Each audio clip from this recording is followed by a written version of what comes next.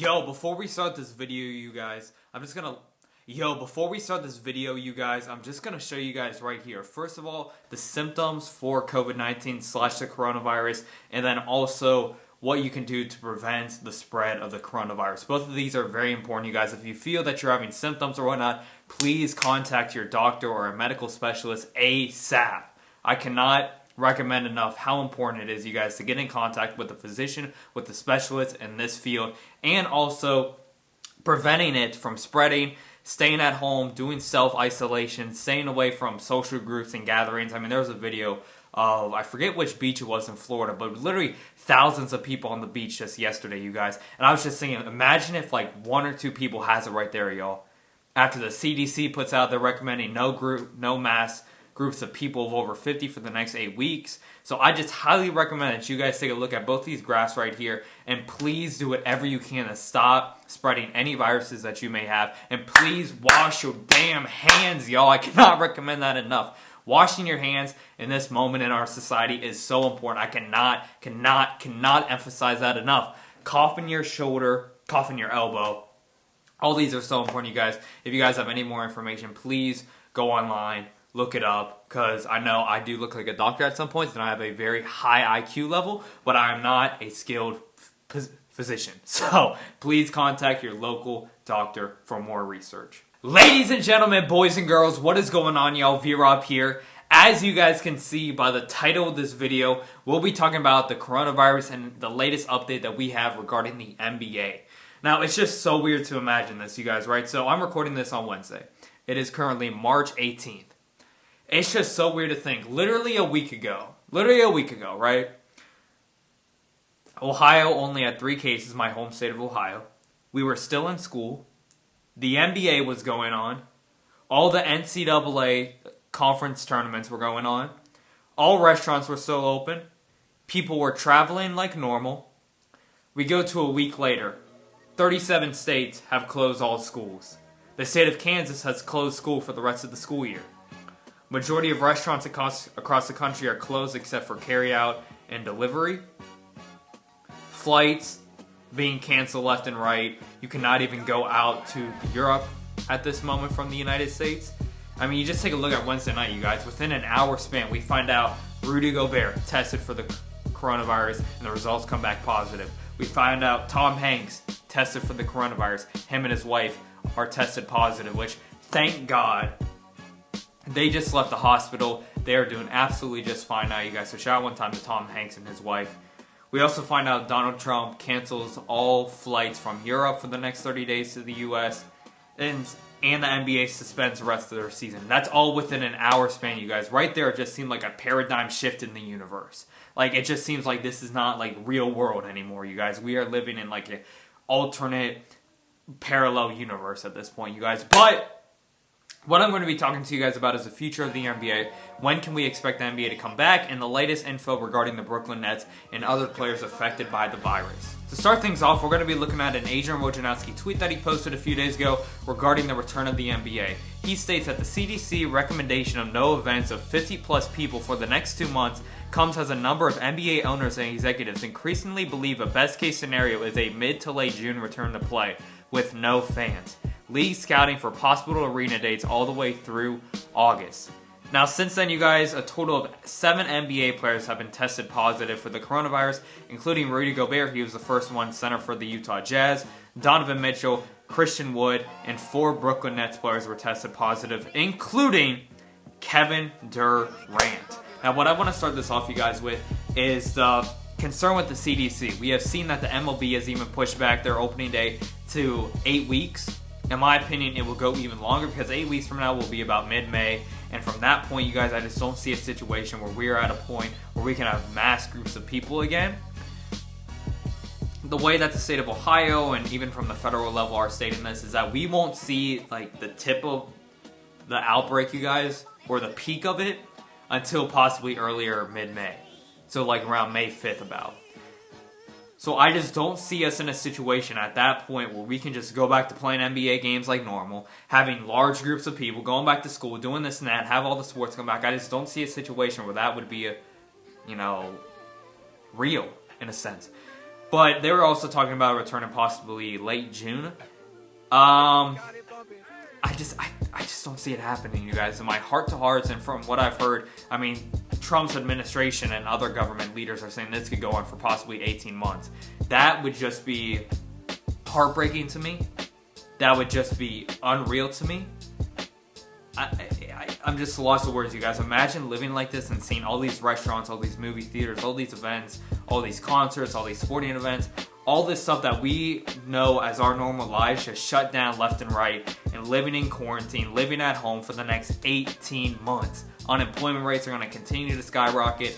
So this is a very dangerous situation that we are in. Now, talking about the NBA players that have already been tested positive for it, obviously we know about Rudy Gobert, and he has donated over $500,000 towards a foundation that deals with victims of this virus. So shout out to Rudy Gobert one time. But Donovan Mitchell was on, I think it was Good Morning America or The Today Show. I'm going to show you guys a few clips from his interview stating that he has legitimately he doesn't feel sick at all. He's feeling totally good, but he is in self-quarantine. Listen to what he says. I'm fine. Things are going well. Just in isolation, got a unique setup, but no fever, no symptoms as of right now, and I'm just blessed to be able to be okay. I have no symptoms, which is a unique situation. No symptoms now, and you had no symptoms when you were tested. You didn't feel ill at all? No. I keep making the joke when people ask me. I said, if you were to tell me I'm not playing a 7-game series tomorrow, I'd be ready to lace up. So it's really interesting there is that Donovan Mitchell could possibly already have beaten off the virus. B, he's still in the incubating stage where it could take up to 2 weeks so you start seeing symptoms. Or C, it's just a really small version of the virus. It impacts people many different ways, and obviously Donovan Mitchell being a young player in the NBA, he is in phenomenal shape. He's one of the best athletes in the world playing in the NBA. His immune system could be just built a little bit better than some people's. Now, what is interesting about this, and what is interesting about the Brooklyn Nets standpoint, is that the Nets, 4 players tested positive, including Kevin Durant. What they did for the Rudy Gobert / Utah Jazz situation is test and quarantine the past 6 opponents that the Utah Jazz played before the Oklahoma City Thunder. So they put the Thunder in quarantine, the Celtics, the Cavaliers, the Pistons, and and the Toronto Raptors. Christian Wood, player for the Detroit Pistons, who has actually been playing very well as of late, played a great game after he got the coronavirus. I think he dropped over 20 points that game against the Jazz. But so you can see this, it could take up to 2 weeks, you guys, before you start seeing symptoms. And in that incubating stage, you are also prevalent to passing it along other people. So could Donovan Mitchell still be in the incubating stage? I'm not sure, but worries me about the Brooklyn Nets, y'all. Guess who was the last team? And I'm not saying this because I'm saying all lives are equal. It does not matter your level of stature, whether your fan base is larger or what. But the last team they played, guess who do you think that was, y'all? The Los Angeles Lakers. So from my sources, you guys, I have heard that the Lakers players have been tested this morning for the virus.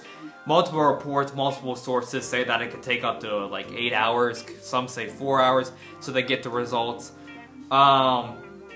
Now you're in a situation where, say, a superstar player like LeBron James gets it, y'all.